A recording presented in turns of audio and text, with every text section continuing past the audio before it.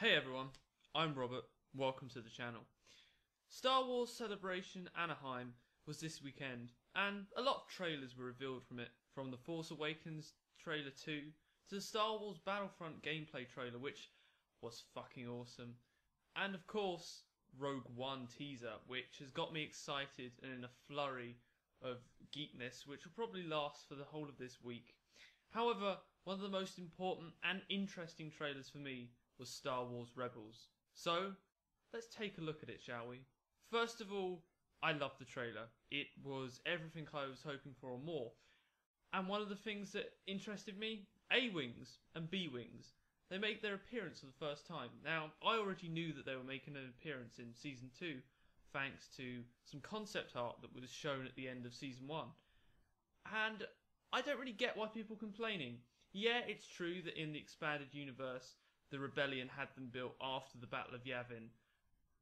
But you've got to remember, guys, that the expanded universe doesn't exist anymore. So that whole timeline, that sequence of events no longer exists, meaning Rebels is creating their origin, which I quite like. Plus, it's always nice to see Ralph McQuarrie's concept art of the blue A-Wing being used in Rebels. But expanding upon that, it's nice to see that the rebellion is finally beginning to form. In the trailer we see a ragtag fleet of small ships as well as a Corellian blockade runner, which kind of gives us a hint of where they're going with the series and reminds me of the ragtag fleets we saw in Empire and Jedi. Now, one of the big things that the trailer suggested was that our main characters, the crew of the Ghost, will be moving away from Lothal for a good chunk of the second season, which also explains something else that we saw in the trailer, which was Sabine's new style. Her hair has changed, she has different armour, but why? Well, I've got a theory on that, and I think it's to try and change her identity, to try and hide her from the Empire, because it looks like they're on the run from the Empire, especially now that Vader's in it. Which brings me on to another point. Wow, Vader in the trailer was amazing. To be honest, he was the highlight for me of the trailer. It looks like he's going to be quite a central character, not just going to be someone who makes an appearance every now and then. And my word, he makes mincemeat out of Kanan and Ezra. Just skipping to the end slightly, the scene with Ezra about to be killed by Vader at the very end of the trailer gives you some idea of how dark the season's going to be. However, what I like about the trailer as well is that even though the crew are going to be going away from Lothal, they're still up to their old tricks. In Season 1 it was very much about gathering resources from the Empire to help the needy, and this trailer gets across that quite well. It seems like they're going to be carrying on doing the same certain things as we saw in Season 1. Now we hear, but don't see, Sidious, the Emperor, ordering Vader to hunt down the rebels at the start of the trailer. Now it was revealed at Celebration Anaheim to be Sam Witwer, who, if you don't know who he is, he voiced the Emperor in The Force Unleashed, which is a very awesome game. And it's nice to see him make his return into Star Wars. He also voiced one of my favourite characters in the Clone Wars, which was Darth Maul. So it's good to see him have a part in Rebels. While we're on the topic of villains, it's great to see that James Earl Jones is coming back to voice Vader. Now, he voiced Vader in several clips that we've seen of him in Season 1, but it's good that he's actually going to be playing a more prominent role, as I spoke earlier. And of course, he still has the Vader voice after all these years. Now, what's also interesting concerning Vader is that we get to see him using this TIE Advance, which I can imagine is going to be his signature ship throughout Season 2, much like the Inquisitor's prototype TIE Fighter in the first season. And it fits with the old expanded universe, as Vader actually had his TIE Fighter quite a long while before Episode 4 and the events that took place there. So it's just nice to see a bit of continuity, even though, as I said before, the expanded universe no longer exists. Now, of course, the one thing that I think everyone was hoping for is that we was going to see a lot of action from Ahsoka, which this trailer unfortunately didn't show. But it looks like she's going to be tagging along with the main cast for quite a while in Season 2. And it's going to be interesting because I know her role with Ezra and Kanan and how she's going to be training them. So I'm very looking forward to seeing if we get episodes that are just dedicated to those three and the continuation of both their Jedi training. However, as well as some old characters that we all know, we got some new ones as well. Yes, we got two villains that were revealed in this trailer, which let's be face it, we all are thinking the same thing. They're probably new Inquisitors after the old one was killed in Season 1.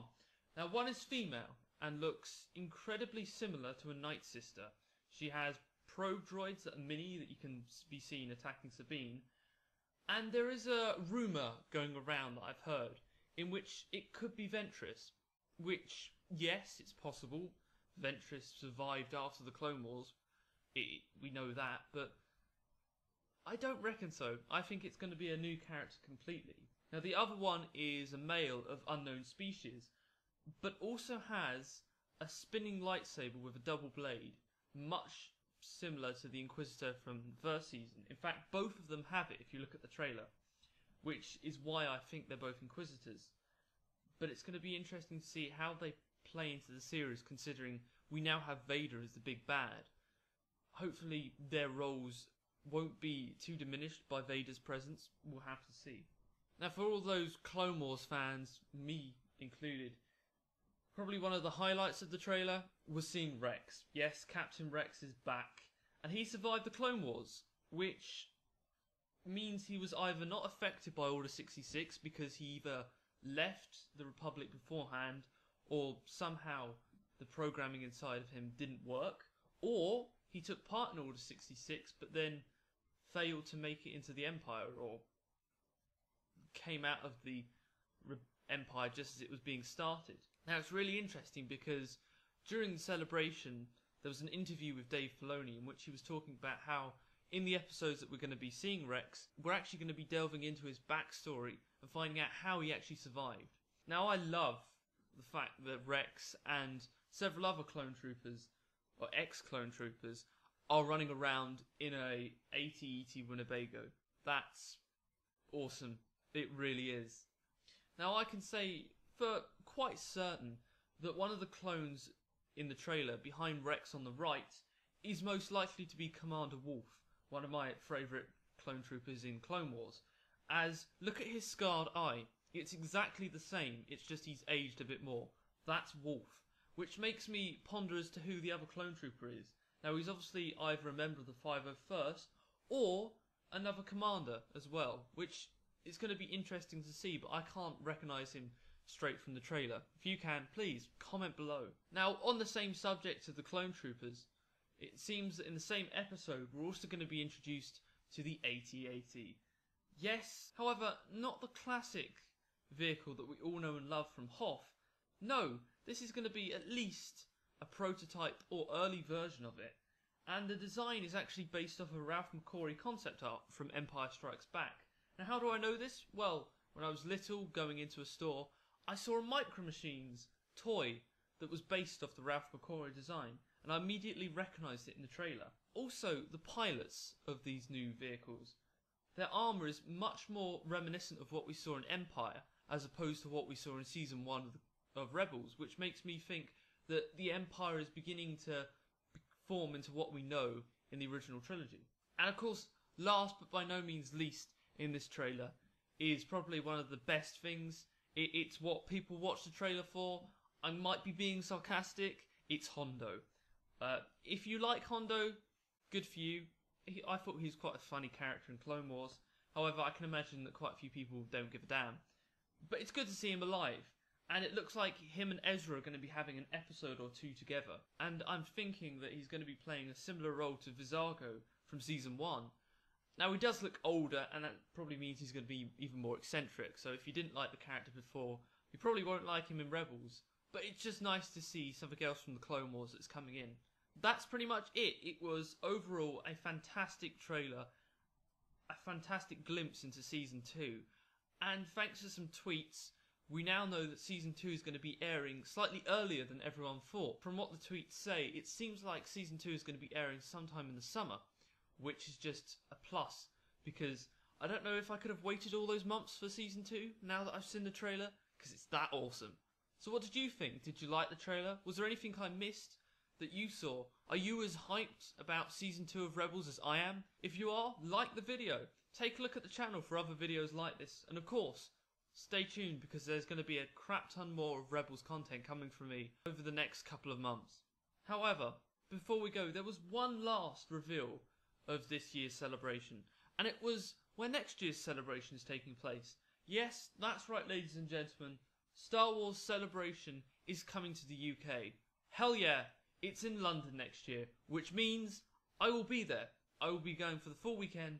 I'm going to be doing the whole business. Now, I haven't been to a celebration since it came over to England before, and that was God knows how many years ago. So I can't wait to just enjoy the experience, meet fellow Star Wars fans, and have a fantastic weekend. If you're going, comment below. It would be great to meet some of you there. But until next time, thanks for watching the video, guys. See you later, and may the Force be with you.